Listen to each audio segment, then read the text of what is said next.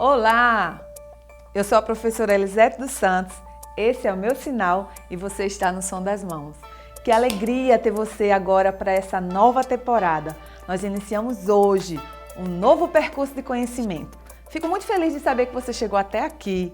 Eu sei que existem muitos aprendizados ainda que a gente vai adquirir, mas você já consegue conversar com os surdos. Você já consegue dizer seu nome, você já consegue dizer sua idade, você já consegue dizer onde você mora.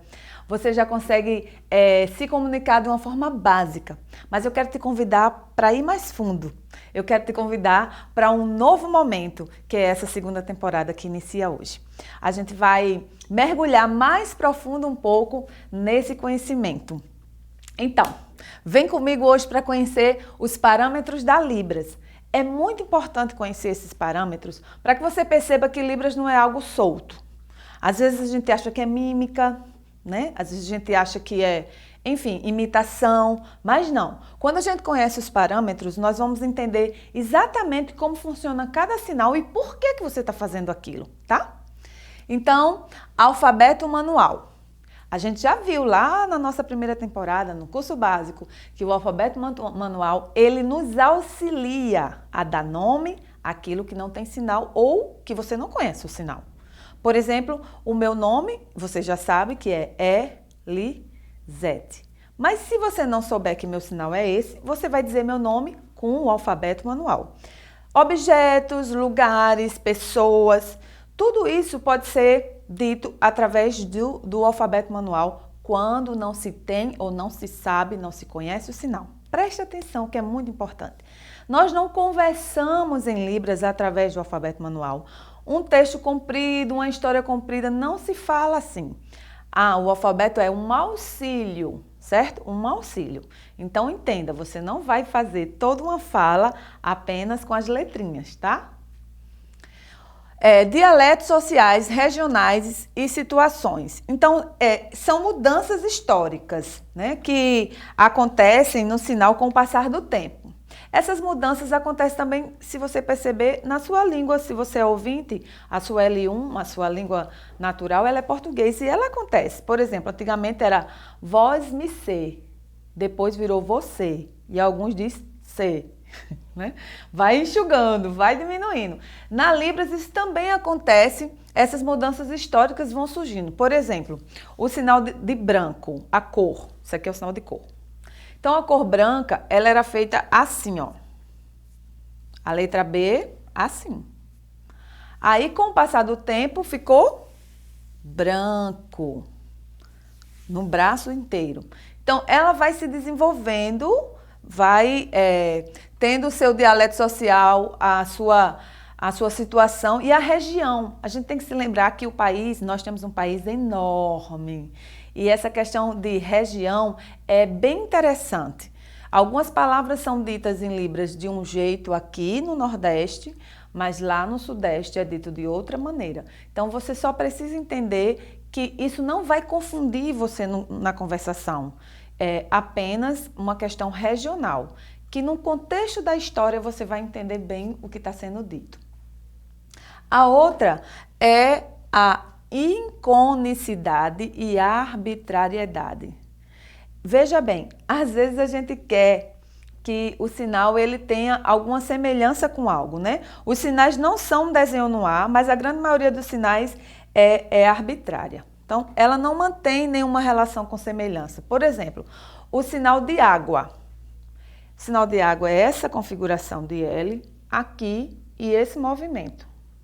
Deixa eu ir mais para perto para você perceber. Ó, esse movimento aqui. Então, isso não tem semelhança com água, né? Se eu fizer isso aqui para você e você não souber que é água, você não vai entender. Por exemplo, banheiro. Na escola, as crianças pedem, né, para ir ao banheiro para beber água. Banheiro é essa configuração de mãos com esse lugar aqui, ó, certo? Esse espaço aqui, parado, banheiro, aqui, ó, tá? Se você não souber que é banheiro, você não vai entender que é banheiro, porque não tem nenhuma semelhança, ok? Mas também temos sinais icônicos, que são aqueles sinais que têm semelhança com o que a gente está falando. São sinais que Você pode até nem conhecer Libras, mas você vai entender. Se eu fizer assim, você vai saber que isso aqui é uma casa. Por quê? Porque lembra um telhado, lembra uma cobertura de uma residência, certo? Se eu fizer assim, você vai entender que é celular. Claro que você vai entender. Se eu fizer assim, você vai entender que eu estou com calor. E assim, moto, carro. Não precisa dizer a palavra. Só pelo movimento, pelo sinal, pela configuração de mão, você vai entender. Então, esses são os sinais icônicos. Você não precisa compreender o contexto inteiro. O sinal mesmo, ele vai lhe mostrar o que está sendo dito, ok? Então, pode ter e pode não ter semelhanças. Presta bem atenção, a gente já viu que o alfabeto é para auxiliar, né, naquelas palavras. Nós já vimos que existem mudanças dependendo do local, mudanças também sociais, situações que vão transformando o sinal. Uma coisa importante que eu quero falar é que os sinais eles são dados pela comunidade surda, certo? Os sinais eles são criados pela comunidade surda. Outro dia uma aluna me perguntou, mas como assim? Como que isso funciona? Por exemplo, quando surgiu aqui em João Pessoa a integração. Então, aquela integração era um ambiente e um lugar novo que precisava, na Libras, ter um sinal. Então, os surdos daqui de João Pessoa se reúnem, aqueles que têm liderança na comunidade, e eles começam a trazer essa discussão e eles decidem entre eles como que vai ser aquele sinal, que vai representar aquele lugar.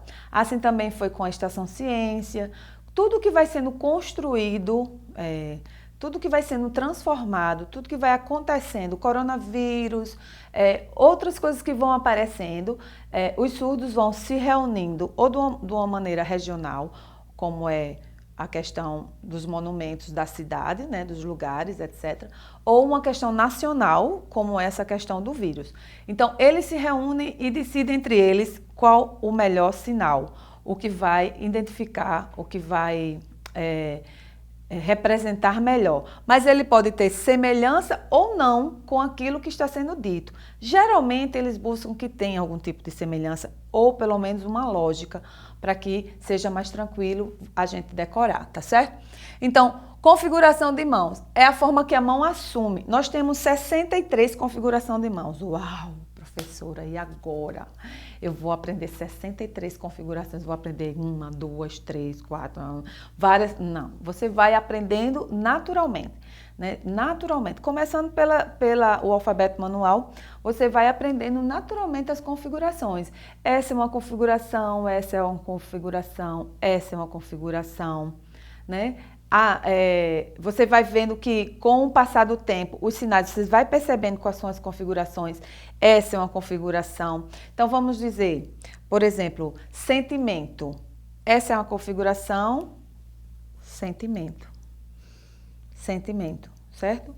Essa é uma configuração, pessoa. Essa é uma configuração, que a gente já fez, água. Né? Então, várias configurações, o B, lembra? Do branco, o B do branco. Enfim, as configurações vão surgindo conforme você vai perceber a partir de agora que você vai fazer uma configuração, é a primeira coisa que você vai lembrar. Ah, essa configuração é assim, então esse sinal faz assim. R, a configuração de R na boca de um lado do outro é restaurante. Ah, é restaurante, configuração é essa. Vá lembrando, porque você vai trazendo uma clareza do sinal para você. Então, o outro é o ponto de articulação, que é onde o sinal é feito, tá? Onde o sinal está sendo feito? No corpo, aqui na parte superior, na cabeça, no braço, na perna. Esse é o lugar. Pode ser encostado no seu corpo, mas também pode ser separado do seu corpo. Por exemplo, chuva. Chuva não está no meu corpo, certo? Mas a configuração S aqui no meu peito é saudade. Ela está encostada no meu peito. Eu não encosto muito para não fazer barulho por causa do microfone. Mas ela é encostada, certo? Amor, ela encosta assim. Mas se você for fazer música, por exemplo, ou maestro, você vai fazer longe do seu corpo. Então o sinal ele pode estar perto de você, o local pode ser seu corpo, sua cabeça, certo? Pensar, certo? Desejo, aqui ó, ou vontade. Aí quando você pensa em querer, é querer. Tá vendo que é diferente?